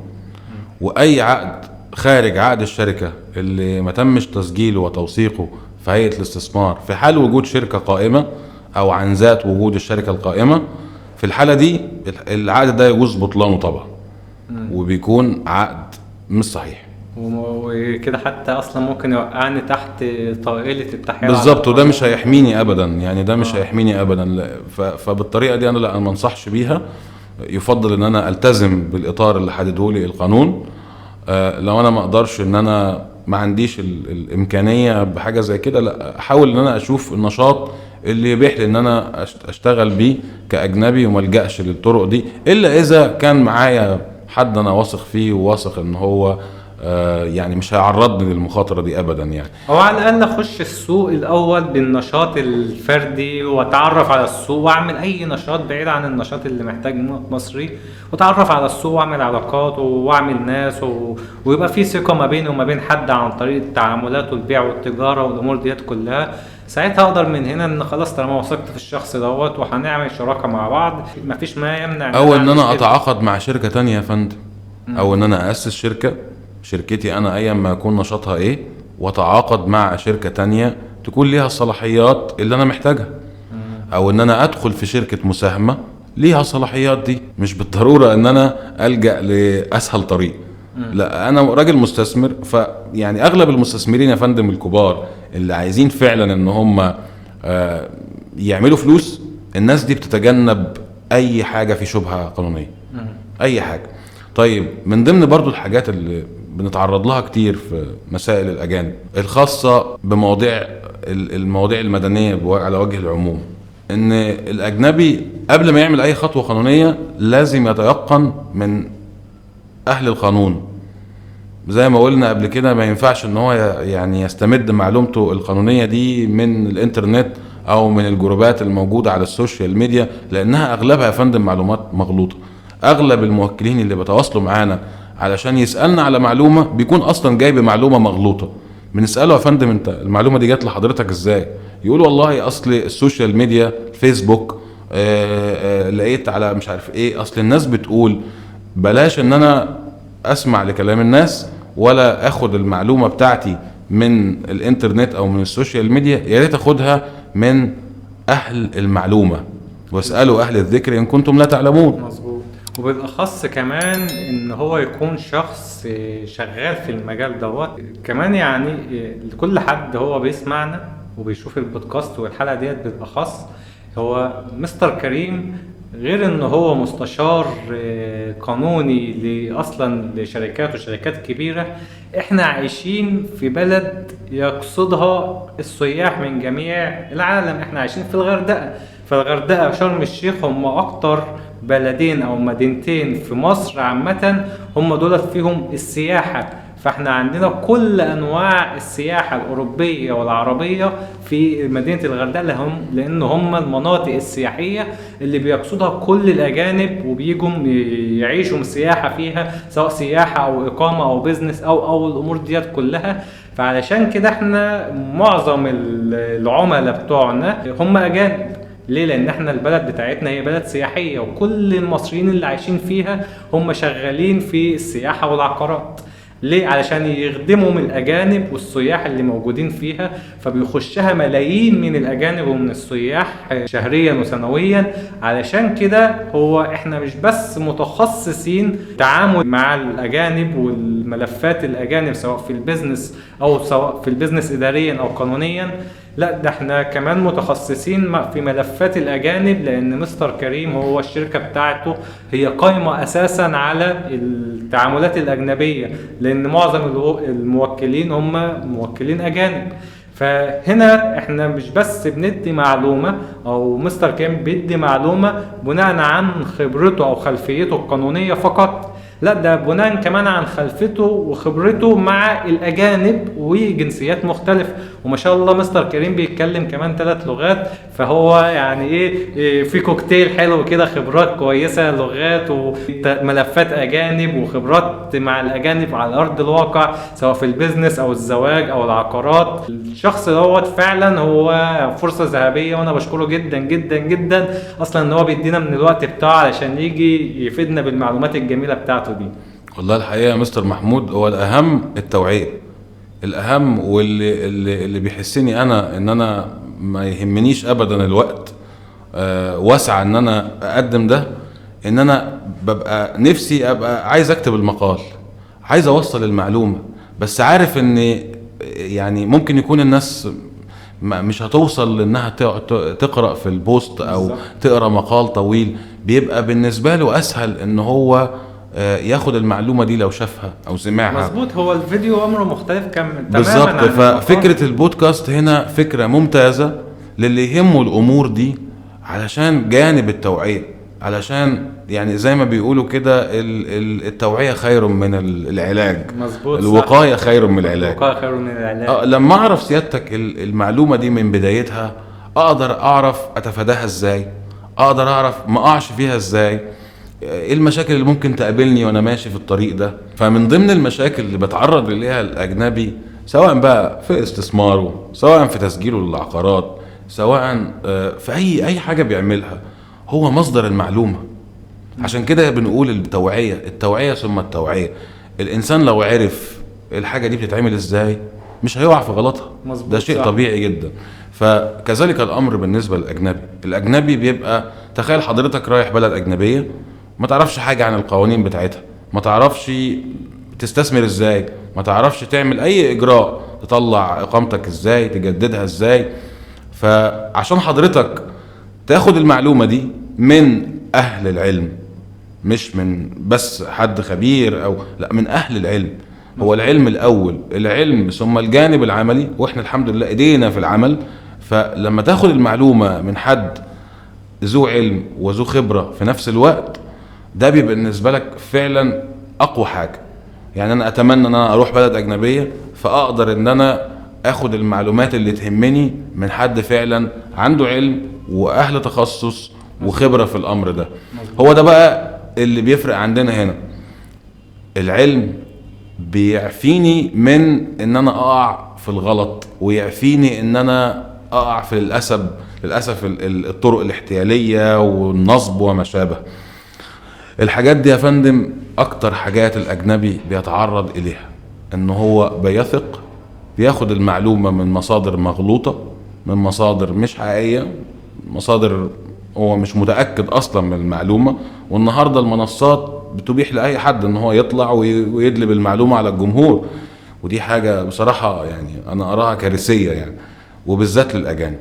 فانا من واقع الواقع العملي اللي احنا بنشوفه من الموكلين، اغلب الظن في المشاكل الاستثمارية ما بتحصلش ابدا من الحكومة، وما بتحصلش ابدا من الاجراءات، بتحصل من الشركاء. دايما الشريك قبل ما ادخل انا ابقى راجل اجنبي وهدخل شركة، قبل ما ادخل الشركة دي يستحسن كل الاجراءات ابقى بعملها بنفسي، او ببقى بعملها عن طريق مستشاري القانوني اللي انا واثق فيه. مظبوط. هشتري، هجيب عقار، هعمل اي حاجة، وبالذات في موضوع العقارات لازم نخلي بالنا قوي قوي قوي من موضوع العقارات. الفترة الاخيرة دي الاعلانات المتضللة اللي يعني بعض شركات العقارات بتعملها وتسوق ليها، وبيبدأ يجري عليها عدد كبير جدا من الأجانب. يعني لما الاقي حضرتك إعلان بيقول لي تعالى اشتري وحدة، احجز وحدة $1000 وقسط الباقي مش عارف $200 و$300، ده كلام كده يدعو للريبة. بالظبط. أنا نفسي لو رايح بس بالنسبة للأجنبي الله دي حاجة جميلة، للأسف الظاهرة دي بتسيء لشكلنا احنا، مظبوط لكن الأجنبي برضو لازم يتوعى لهذا الأمر. مظبوط. لازم يعرف ان انا لا، ما انا كل حاجة برضو احكمها بمعيار العقل والمنطق، اعديها على دماغي كده وعقلي واشوف هل الامر ده العقل ممكن يتقبله بالقبول ولا ده امر المنطق مش هيقبله. لو لقيت الحاجات دي مش مظبوطة يبقى ما كملش اصلا في الموضوع. مظبوط. طيب من ضمن الحاجات المهمة جدا قبل ما نعدي الموضوع العقارات، انا بنصح اي اجنبي يا فندم قبل ما حضرتك تقدم على شرائك لعقار اعمل فحص قانوني. يا فندم حضرتك لو بتشتري اي شيء، انا كمصري وبشتري اي شيء انا بعمل له فحص عند اهل الخبرة، مظبوط. سواء بقى كان ثابت او منقول. فبعد اذن حضرتك الفحص اهم من اي شيء. الفحص هو اللي هيقول لحضرتك العقار ده انا ينفع اشتريه ولا لا، هيكون فيه مشاكل ولا لا، هيظهر لي عليه بعد كده مشاكل ولا لا، اهم حاجة هقدر اسجله ولا لا. مظبوط. طيب هنا يبقى احنا دلوقتي النصيحة اللي احنا بنقولها لأي مستثمر، أي شخص نازل مصر عايز يعيش فيها، عايز يشتري عقار، عايز يعمل بيزنس، يبقى النصيحة هنا إن هو رقم واحد يدور على مستشار يبتدي يتعامل معاه ويقول له على كل نظرته وكل رؤيته، وعلى أساسها يبتدي ينزل على الشخص دوت. حتى لو في الشريك دوت قال لي أنا معايا المستشار بتاعي قانوني، فنختار يبقى ليه برضو مستشار قانوني انا اللي اختاره. اضيف بقى على كلام حضرتك في النقطة دي، اغلب شركات العقارات لما حضرتك تيجي تشتري من عنده، والله سواء كنت مصري او اجنبي، تقول له طب انا محتاج ان انا اعرض الورق ده على المستشار القانوني بتاعي او المحامي بتاعي، يقول لك لا لا لا انا عندي محامي. من فضلك يا فندم ما تتعاملش مع محامي البايع، ما تثقش في كلامه، ده طبيعي لازم مستحيل يكون محايد. مظبوط. مستحيل، ده صاحب رأي، طالما هو بقى صاحب رأي وعنده وجهة نظر اذا هو كده ما بقاش محايد. مظبوط. احنا مش بنقول ان كل الناس وحشة وكل الشركات نصابة وكل الاعلانات وهمية، لا خالص. احنا بنقول على النسبة الضئيلة جدا اللي لو انا من حظي الوحش وقعت فيها. بس احنا بنقول على اكتر حاجات ممكن تسبب المشاكل. مظبوط صح. فعلشان كده من البداية ان احنا زي ما حضرتك قلت الوقاية خير من العلاج. بدل ما اقع في النسبة الضئيلة ديت واكون انا واحد منهم، لا خليني ان انا اول حاجة الف ب اروح اختار اشوف مستشار قانوني اقعد معاه اتكلم معاه اقول له وجهتي، والله ارتحت ليه، ارتحت لخبرته لمعلوماته لشخصيته، خلاص تمام اتفق معاه، يلا بينا نبتدي ان احنا تعالى معايا نروح الشركة دي. الكلام ده جاي منين؟ بالظبط من اقوال الموكلين ذات نفسهم. مظبوط. لما يجي لي الموكل ويبقى خسر $50,000 و$100,000 وارقام اكبر من كده بكتير، لمجرد بس ان هو يا اما العيب منه هو ان هو حب يوفر ويقول لا طب انا ايه طب الاستشارة او الفحص او تكلفته كذا، لا لا لا انا مش محتاج لها. وللاسف الشديد يعني احنا عندنا كده، احنا شعب جميل والله. هو يعني اوقات بتبقى مش جاية بسوء ظن، ممكن نقولها بحسن ظن. يعني لو حضرتك مثلا بعد الشر عليك جالك دور كحة ولا حاجة، ممكن تلاقي اي حد يقول لك معلش خد اشرب كذا او طب هو حضرتك دكتور؟ حضرتك مش دكتور يا فندم عشان تقول لي اعمل ايه بس هو بيبقى من باب ان هو عايز يساعدك. ايوه واخد لي بال حضرتك مثلا تشتري حاجه، تشتري عربيه، تشتري عقار، يا عم انت هتروح تكلف نفسك عند محامي لا ما بص حضرتك وفر الكلام ده انا عديت بيه وعملت او فلان، طب ثواني هكلم فلان ده فلان ده عنده خبره وعمل توكيلات كتير وكده، فممكن نساله. الكلام ده يا فندم هو اللي بينتج عنه المشاكل. مظبوط. وده بس مش موجود هنا، يعني اصلا انا ليا اصدقاء راحوا عملوا شركات في دول عربيه وتعاملوا مع شركات من هنا في مصر بتعمل اعلانات على مصر ان انت عايز تعمل شركه بنسبه كذا ويعمل من البحر طحينه اسفا يسافر مع الشركه ديت او يسافر للشركه ديت الدوله اللي هو عايز يفتح فيها ويروح هناك يلاقي في امر مختلف عن امر الواقع، ممكن يخسر الفلوس بتاعته ويرجع، ممكن الشركه توقعه في مشاكل، ممكن الشركه تكون قايله له على مبلغ هو عمل حسابه عليه وجمع كل ما يملك على اللي هم قالوه ده، تبص تلاقي فيه فلوس ومصاريف مخفيه، فيبتدي من هنا يقع في مشاكل تانية، فالبيزنس بتاعه ما يكملش فيرجع. فده بس مش موجود في مصر، يعني دي التوعيه اصلا لاي مكان انا هسافر فيه، سواء مصر او بره مصر او في اي مظبوط. مكان انا هسافر ده فيه. اسس طبعا. بالظبط، هي ديت اسس ثابته. البيزك الاساسي او الاسس بالظبط. الاساسيه، ان انا هروح استثمر في اي مكان في العالم، هو دوت اللي المفروض ان انا امشي عليه. مستر كريم، احنا طبعا متفقين ان احنا لسه مطولين مع بعض شويه في حلقات كتير هنتكلم فيها عن امور قانونيه كتير تخص الاستثمار والاجانب والعقارات وخلافه، وهنمسك مواضيع مهمه جدا وملفات مهمه جدا نتكلم فيها بشكل دقيق ومفصل. لكن وقت الحلقه بتاعتنا المره دي ما اقدرش ان هو يسعفنا ان احنا نطول اكتر من كده، فعلشان كده احنا عايزين نقفل الحلقه بشويه معلومات ونصائح منك للمستثمر الأجنبي اللي جاي في مصر، سواء هيعمل شركة أو هيشتري عقار أو هيتزوج. فأنت دلوقتي قول له من واقع تعاملاتك مع الموكلين بتوعك، وبالأخص إن هم أجانب كمان، فأنت تدينا نصائح إيه علشان ما نقعش في الأخطاء اللي هم وقعوا فيها، وتدينا حلول إيه للأخطاء والمشاكل ديت لو حد وقع فيها بدون قصد.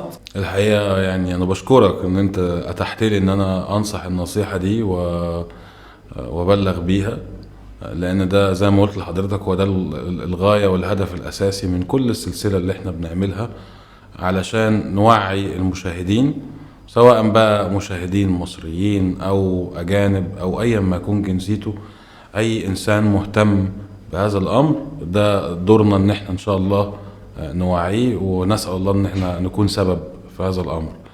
لو انا حابب اوجه نصيحة لاي مستثمر اجنبي او اي اجنبي على وجه العموم، سواء في استثمار او في ان هو يزور بلدنا الجميلة ويعيش فيها ويقيم فيها، لو سمحت يا فندم قبل اي حاجة حاول توصل للمعلومة الحقيقية. ما تخليش مصدر معلومتك واحد بس، ما تخليش مصدر المعلومة بتاعت حضرتك هو مكان واحد او سوشيال ميديا. حاول دايما تتأكد من المعلومة اللي حضرتك بتاخدها، يعني ما تسمعش حتى مني انا معلومة وخلاص تآمن عليها.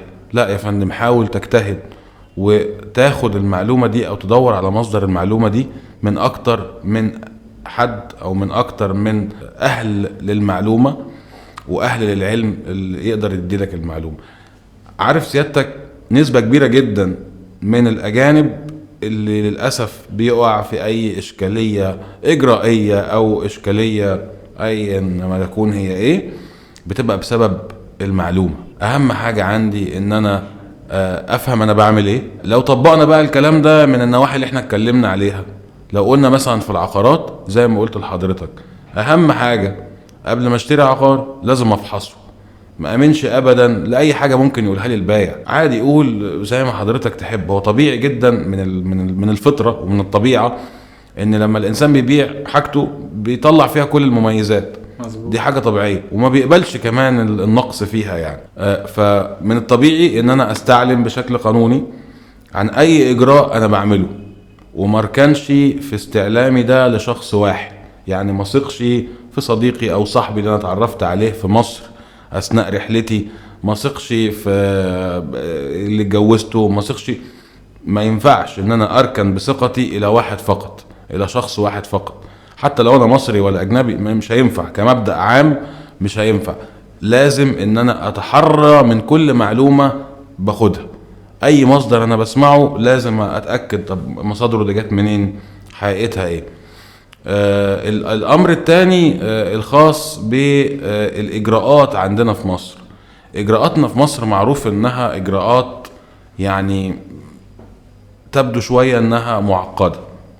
فالاجراءات دي حتى الممارسين ليها اغلب الظن ما بيبقوش ملمين بيها، والاجراءات دي دائمة التجدد ودائمة المواكبة. علشان تستوفي الشروط بتاعتها لازم حضرتك تكون على دراية بكل مستحدثات الامور. طب تطبيق الكلام ده عمليا لازم ان انا برضو اتوجه قبل اي حاجة مثلا في جانب الشركات. يعني النقطة دي بس عشان نوضحها، ان النقطة ديت ان انا حتى لو واخد معلومة النهاردة، لو جيت بعد شهر ممكن تكون المعلومة ديت اتغيرت طبعا بسبب التغيرات اللي طبعا يا ممكن تكون فندم، بتحصل. طبعا فاذا من هنا يبقى المعلومة ناخدها صبحة بمعنى صح وقت كده. بالظبط طبعا، لان زي ما قلت لحضرتك اي قوانين بتصدر عندنا، القوانين دي هدفها ايه؟ تشريعها ليه؟ عملها المشرع ليه؟ عشان الفايدة مظبوط او الردع. صحيح. مظبوط. ففي الحالتين المشرع دايما حريص على انه يواكب التطورات اللي بتحصل في المجتمع، مظبوط ويواجه المشاكل اللي بتحصل في المجتمع. فلازم ان انا اكون على دراية بالمستحدثات العامة للامور، لازم اسأل اهل الخبرة مرة واتنين وتلاتة، مركنش في معلومتي لواحد بس. هاجي بعد كده سيادتك لموضوع الاستثمار. موضوع الاستثمار ده فيه مغالطات كبيرة جدا بيقع فيها الأجنبي برضه بسبب عدم درايته. من ضمنها المشاريع السياحية اللي بتحصل هنا. المشاريع السياحية دي لو ما خدتش الإجراءات الصحيحة ليها مش هتنتج أثرها بمنتهى البساطة. على سبيل المثال، لو أنا واحد ما عنديش دراية بالمعلومة اللي أنا قلتها لحضرتك الخاصة بإدارة وتسويق شركات السياحة، الإدارة والتسويق السياحي، لو أنا ما عنديش دراية ان انا لا والله ده انا عايز 2 مليون جنيه، ده انا عايز يكون عندي مدير معين، ده انا عايز كذا وكذا وكذا وكذا، وركنت الواحد ما عندوش الدراية الكافية وما عندوش المعلومة الكافية، بطبيعة الحال هلاقي نفسي شركتي اتدمرت، وهحتاج مثلا ان انا اودع راس المال ده من اول وجديد، او هحتاج ان انا اعيد الاجراءات، هخسر وقت، هخسر مجهود. قيس على كده يا فندم امر الاجراءات ده اللي احنا كنا بنتكلم فيه، ان امر الاجراءات ودايما متجدد ودايما متغير، والاماكن اللي بيتم فيها الاجراءات دي اوقات بتتغير. وحاليا وفقا لميكنة الدولة او اتجاه الدولة الحديث للميكنة في كل اجراءاتها حتى في القضاء، اصبحت الاماكن نفسها اتغيرت. دلوقتي احنا بنواكب التطور وبننتقل الى العاصمة الإدارية الجديدة، ويعني مصر بيبقى ليها شكل جديد، والمفروض ان كل ده المستثمر يبقى على دراية بيه مستمر. مظبوط. يعني كمان اصلا لازم يكون فاهم رؤية البلد اللي هو هيجي يعيش فيها ويعمل فيها استثمار، رؤيتها قدام ايه، مش بس دلوقتي، كمان لازم يكون شايف رؤيتها. زي ما حضرتك تفضلت وقلت احنا بننقل دلوقتي مصر الجديدة، عاصمة إدارية جديدة، فاحنا بنتكلم في رؤية 2030 اللي هي مش بعيدة، ده كلها 4 سنين. ففي خلال الاربع سنين ديت في امور كتير جدا جدا جدا بتتغير علشان نقدر نواكب الرؤية اللي الحكومة والرئيس بتاعنا ماشي بيها. فعلشان كده لازم اكون كمان مطلع على رؤية الدولة ديت سياسيا واقتصاديا ايه، علشان ابقى شايف انا اي بزنس في الدنيا لازم بيبقى ليه رؤية على الاقل ال5 سنين.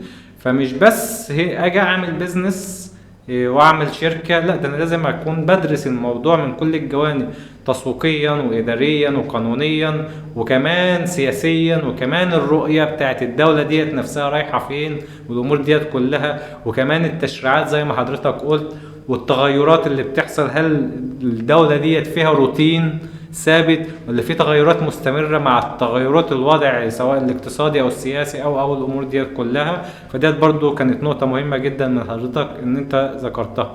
طيب في سؤال برضو جه في دماغي وحضرتك بتتكلم في نقطة التوعية. لو انا كشخص اجنبي جيت مصر وابتديت اعمل نشاط ايا كان النشاط ايه همارسه اونلاين، عملت صفحه وابتديت ابيع منتجات، او نزلت اشتغلت في انا معايا فيزا سياحه وعملت صفحه وبعت منتجات، عملت اي نشاط من الانشطه السياحيه دوت كده خلاص من غير بقى لا اوراق ولا قوانين ولا الكلام ده كله، وقلت هجرب السوق. لو حد مثلا مسكني وانا بعمل النشاط دوت وما معيش اي اوراق، ايه هي العواقب اللي ممكن تحصل عليا؟ والله يا فندم يا مخالفة القانون القانون هنا ما بيفرقش ما بين مصري او اجنبي. القانون لو حضرتك خالفته او اي انسان خالفه، ايا ما يكون منصبه، ايا ما تكون صفته، مفيش حد فوق القانون. لو انا خالفت القانون باي شكل لازم هيطبق عليا قانون المخالفة لهذا الجزاء المقرر لمخالفة القانون. مفيش اساليب ثابتة وواضحة تخليني اهرب من تطبيق القانون ده او ان انا اتفادى الجزاءات، الا ان انا اتبع الاجراءات الصحيحة، والا ان انا اتبع النصايح اللي انا بسمعها دي واخد بيها. من اهمها زي ما قلنا ان انا استعلم عن كل معلومة. كل خطوة انا بعملها لازم يكون معايا اهل الخبرة. مظبوط. ليه السؤال دوت بالاخص؟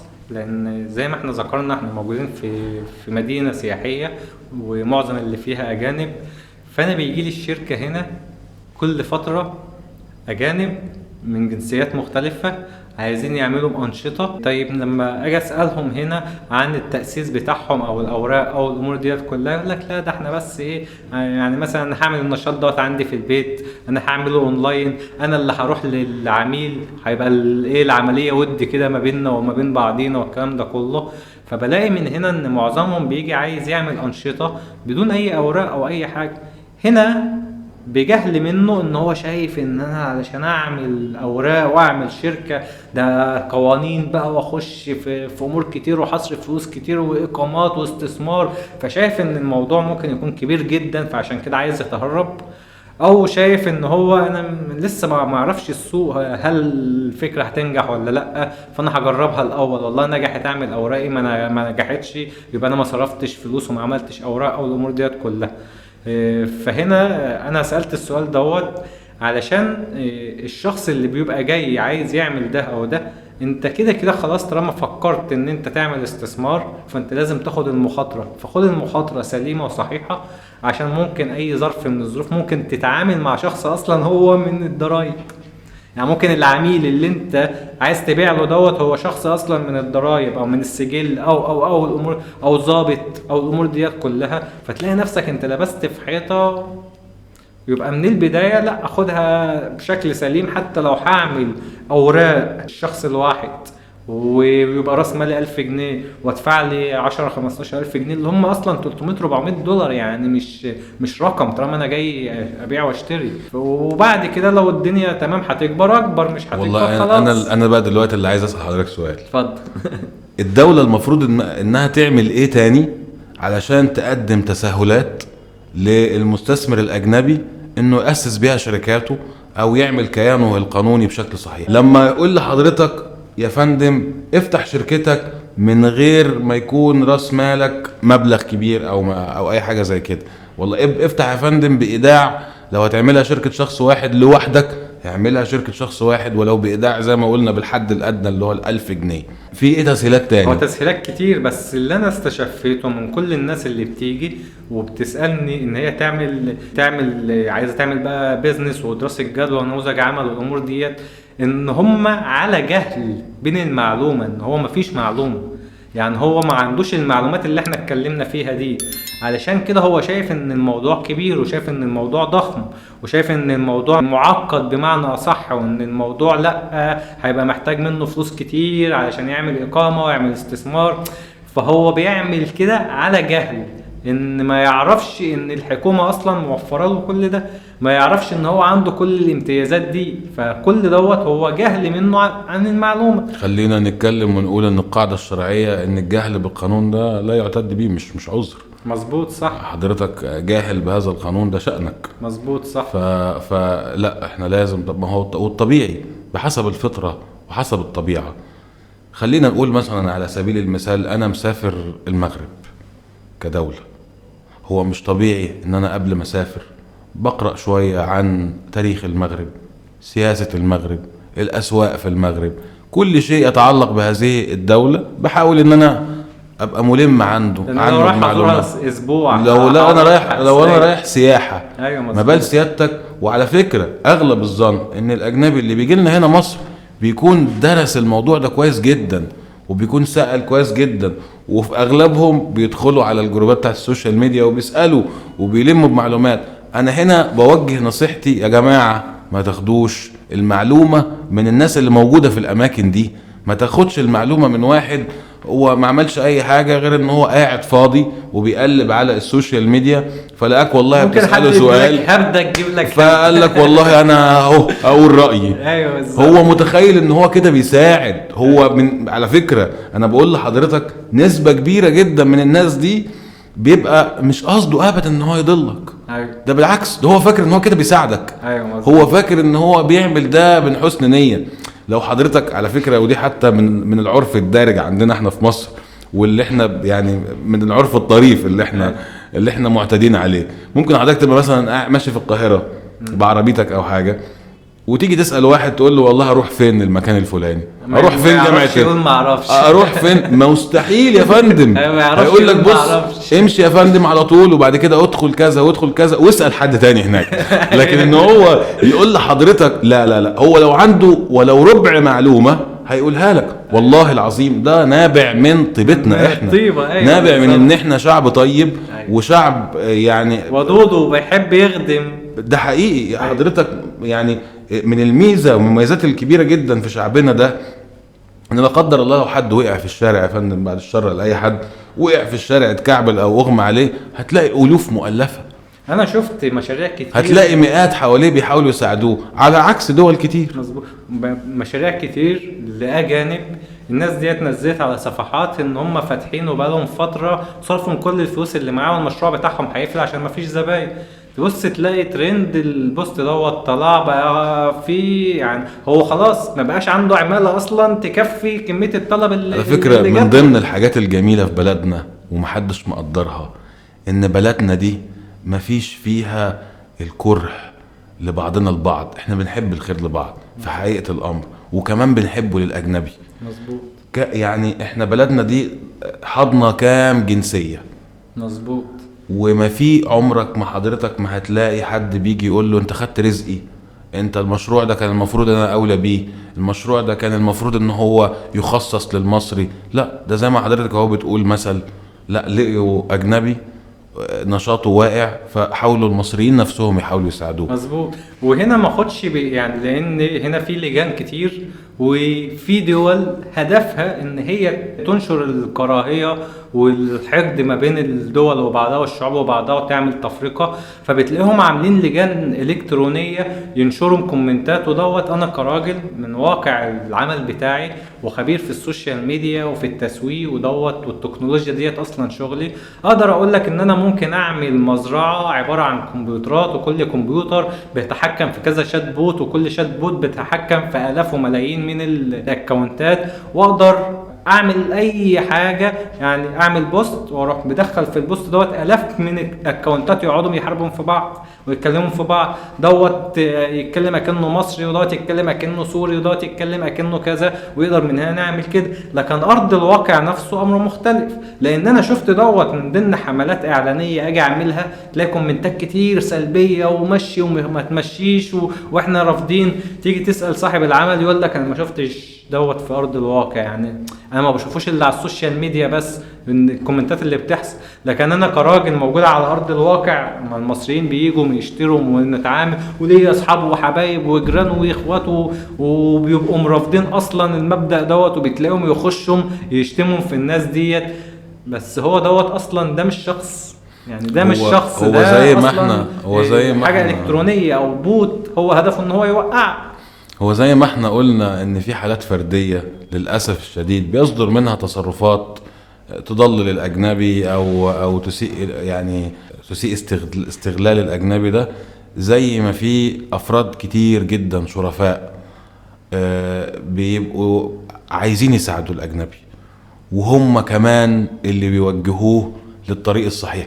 يعني أنا حالات كتيرة من موكلين بيبقى جايبهولي المكتب مصري ويقولوا لا ما تعملش اي خطوة الا لما تسأل المحامي، ما تمضيش على ورقة الا لما تسأل المحامي، ما تعملش كذا. هو اللي بينصحه. ايوه واخد بال حضرتك؟ فمش معنى ان في عندنا حالات فردية ان كل المصريين عندنا مش كويسين، لا، دي مجرد حالات فردية. مصر هتفضل طول عمرها آمنة. استثمارنا ان شاء الله هيكون من انجح الاستثمارات على مستوى العالم، وبإذن الله الفترة اللي جاية كلنا هنكون ان شاء الله بإذن الله شاهدين على التطور الاستثماري الكبير والصناعي الكبير. يكفينا فخر ان احنا دلوقتي مصر بدأت تنتج حاجات كتيرة من ايدين مصرية خالصة. مظبوط. دلوقتي دول كتير ابتدت تتخارج من دول أوروبية، وابتدت تيجي تعمل مصانعها هنا في مصر. يعني لو حضرتك بتتابع الاقتصاد المصري هتلاقي ان شركات صينية ابتدت تعمل مصانع في مناطق صناعية هنا، وتصنع العربيات هنا في مصر، تصنع قطع العربيات هنا في مصر. مظبوط. فدول كتير جدا ابتدت تتجه ليه واحنا لمصر. بنجمع العربيات نفسها هنا في مصر بالظبط. ومنتجات كتيرة جدا احنا اللي بالظبط. بنصنعها دلوقتي. لان احنا عندنا ميزه زي ما قلنا جغرافيا، احنا ماسكين كل القارات. مناخيا المناخ بتاعنا ممتاز جدا، صيف شتاء. بالنسبه للايدي العامله متوفره بشكل كبير، وناس خبراء وناس علماء، وعندنا شريحه كبيره جدا من الشباب بيقدروا ان هم يشتغلوا وينتجوا. اراضي زراعيه موجوده، اراضي صناعيه موجوده، رجال اعمال وخبرات في البيزنس موجود. فهتيجي تبص هتلاقي كمان ان العملة بتاعتنا هي عملة منافسة وسط كل العملات في المنطقة العربية. فهتيجي تبص هتلاقي ان كل حاجة انت محتاجها كمستثمر موجودة. انا من الاشخاص اللي بيتابع بودكاست البيزنس والاقتصاد بشكل يومي، فبشوف في بودكاست كتير لرجال اعمال، تيجي المذيع او المذيعة يسألهم عن مصر، قد ايه هم عندهم استثمارات في مصر، وقد ايه عندهم مشاريع لسه هيضخهم فيها مليارات الدولارات في مصر، وعندهم مشاريع هم الحكومة موقفها لهم في مؤقتا ونفسهم ان هم يعملوها في مصر، لان هي محتاجة امور سياسية. يعني هي مرتبطة بامور سياسية واقتصادية اكتر وكده، فهي ممكن تكون مش مرحلتها. فيقول لك الفكرة موجودة، لو الحكومة قالت لي تعالى بكرة الصبح هعملها. لو قالوا لي كمان 5 سنين 10 سنين تعالى اعملها، هروح اعملها. ناس كتير، انا كنت لسه بتفرج على بودكاست الشخص، هو ممكن يكون الشركة بتاعته بتقدر ب2 مليار دولار، لها فروع بشكل كبير جدا في الوطن العربي وفي اوروبا. في شركة اوروبية اصلا براند كبير استحوذ على الشركة على 30% من الشركة بتاعته. فالمذيعة بتسأله بتقول له الاستثمار القادم تحب تعمله فين؟ الله، مصر. هو اصلا اصول لبنانيه والبيزنس بتاعه في الامارات. لا، انا امنيه حياتي اخش السوق المصري، امنيه حياتي افتح في مصر. انا بقالي فتره كبيره دارس السوق المصري، وامنيه حياتي اروح مصر. فبالتالي من هنا من كل رجال الاعمال اللي شفت البودكاست ليهم بكل الجنسيات المختلفه ليهم استثمارات في مصر، واللي ملوش استثمارات في مصر بيسعى ان هو يبقى ليه استثمار في مصر، بالاخص الفتره ديت عشان اللي مصر اصلا بتعمله. فهتيجي تبص هتلاقي لا، احنا في مصر فعلا في خلال 5 سنين اللي جايين لازم تلاقي ليك توجد لنفسك مكان في الوقت الحالي في مصر، عشان مصر الفترة اللي جاية زي ما احنا شفنا دلوقتي الصين بوم بقت هي مصنع العالم. يا فندم ده في حد ذاته اكبر انجاز، ان احنا نقدر نصنع ده في سنين قليلة جدا. مظبوط. يعني بقول لحضرتك، عايز تعرف معيار النمو عندنا في الناحية الاستثمارية، قيس سيادتك وشوف عدد الشركات، اعمل احصائية لعدد الشركات اللي أسست من 2017 لحد النهاردة، وحضرتك هتفاجأ ان احنا عدينا كمية شركات استثمارية للأجانب من الفترة دي والمصريين كمان، أجانب ومصريين، من 2017 لحد عدد مهول. كمية الاستثمار اللي دخلت مصر في الوقت ده واتعملت في الوقت ده كبيرة جدا، رقم ما تقدرش تحصله لان كل دقيقة اصلا كبيرة جدا. فتح آلاف. فكون ان احنا نقدر في الوقت القصير جدا ده نوصل للانجاز ده حاجة عظيمة بصراحة. وده ان دل على شيء يدل على ان مستقبلنا في الاستثمار ان شاء الله هيكون مستقبل زاهر، وبإذن الله حقيقي هنتحدى بيه. وده مش كلام نظري ومش مجرد شعارات احنا بنرددها ولا اي حاجة، لا ده كلام جاي من ارض الواقع، احنا عايشينه وملامسينه وعايشين معاه. وان شاء الله احنا ممكن كمان نكون دليلك هنا في مصر. لو انت حابب تيجي مصر ممكن تتواصل مع مستر كريم بشكل شخصي وتسأله عن اي حاجة تخص البيزنس والشركات، وان شاء الله هيكون دليل ليك وهديلك المعلومة. انا اتشرفت جدا باللقاء دوت واستمتعت جدا بالكلام. احنا ممكن نكون مداخلين في ساعتين وبس الوقت عدى مننا بسرعة. في كلام كتير جدا عايزين نقوله، كلام كتير عايزين نتكلم فيه، ملفات كتير جدا ان شاء الله هنفتحها ونتكلم فيها في كل حلقة، وملفات مهمة مهمة بالنسبة من الأرض الواقع، والناس كلها هي حابة إن هي تعرفها. ولو أي حد عنده أي سؤال أي استفسار يبعته لنا، وإن شاء الله هنجاوب عليه في الحلقات اللي جاية. انتظرونا في بودكاست بيزنس ونجاح بالجانب القانوني اللي يخص أي شخص سواء مصري أو أجنبي، مع المستشار القانوني كريم دياب. أنا شرفت جدا بوجود حضرتك معانا، إن شاء الله لنا مع بعض لقاءات تانية ان شاء الله باذن الله.